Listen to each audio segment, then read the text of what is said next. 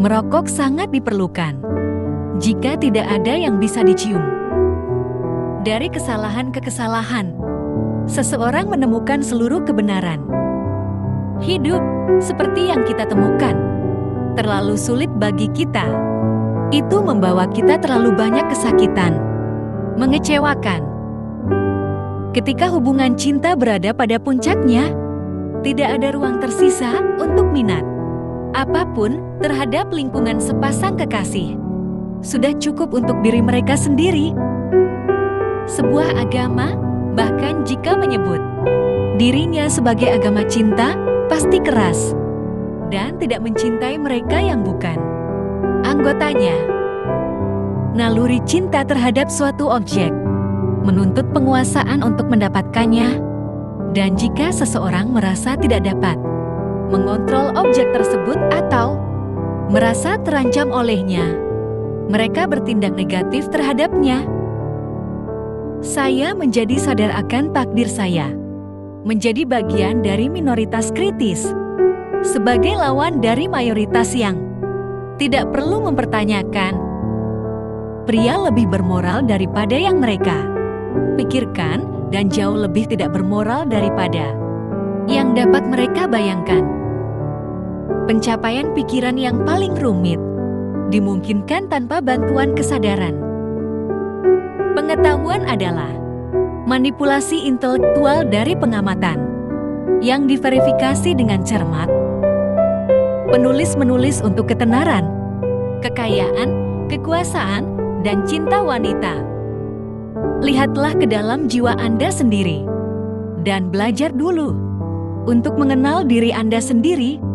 Kemudian Anda akan mengerti mengapa penyakit ini pasti datang kepada Anda, dan mungkin sejak saat itu Anda akan terhindar dari jatuh sakit. Masyarakat yang beradab terus-menerus terancam disintegrasi melalui permusuhan utama antara laki-laki terhadap satu sama lain.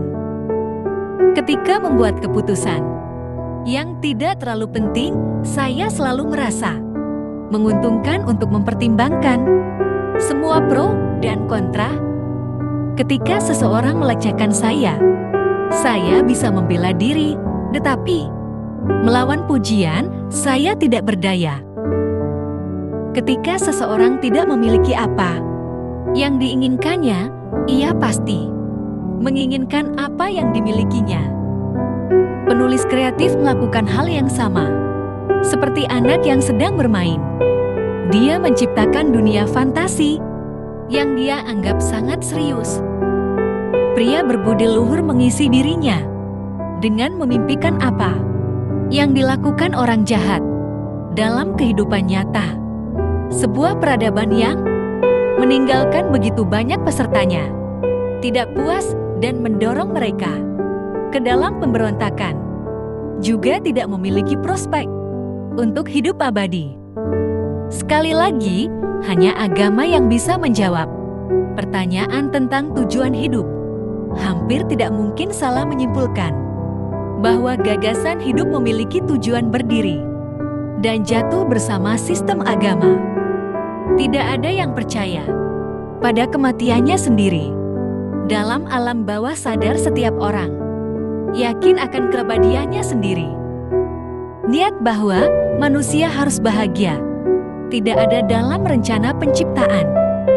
Sama seperti tidak ada yang bisa dipaksa menjadi percaya, begitu juga tidak ada yang bisa dipaksa menjadi tidak percaya. Satu-satunya orang yang harus Anda bandingkan dengan diri sendiri adalah Anda di masa lalu, dan satu-satunya orang yang lebih baik dari Anda, inilah Anda sekarang. Sangat mudah untuk melihat bahwa ego adalah bagian dari ID yang telah dimodifikasi oleh pengaruh langsung dari dunia luar. Egoisme yang kuat adalah perlindungan terhadap penyakit, tetapi sebagai upaya terakhir kita harus mulai mencintai agar kita tidak jatuh sakit, dan harus jatuh sakit jika sebagai akibat dari frustrasi kita tidak dapat mencintai hanya orang yang tidak berguna. yang tidak tertarik dengan masa lalunya.